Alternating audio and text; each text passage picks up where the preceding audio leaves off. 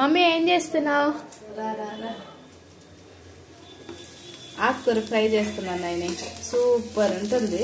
ఇట్లే చపాతీకి కానీ లేకపోతే అన్నంలో కానీ కలుపుకొని తినేయచ్చు.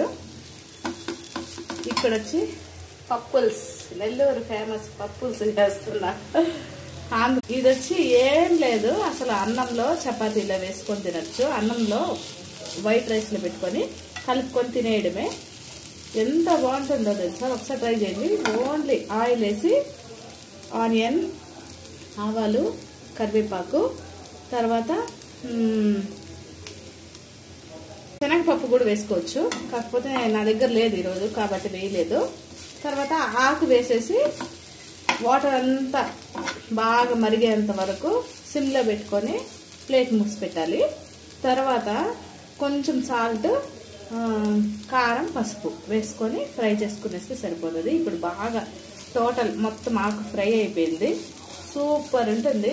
ఒకసారి ట్రై చేయండి ఎవరైనా ట్రై చేయకపోతే. ఇదంతా ఆకంతా మరిగింది కాబట్టి మనకి కాడలు ఇట్లా కనబడుతున్నాయి. కాడలు మరిగిపోయాయి బాగా మెత్తగా. కాడలతో సహా తినేయచ్చు. ఓకేనా? టేస్ట్ చూద్దాం. బాగా కాలిపోతుంది.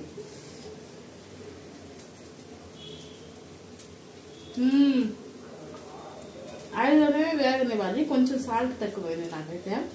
సూపర్ ఉంది. అన్నంలో కలుపుకొని తింటే ఇంకేం కర్రీ అవసరం లేదు.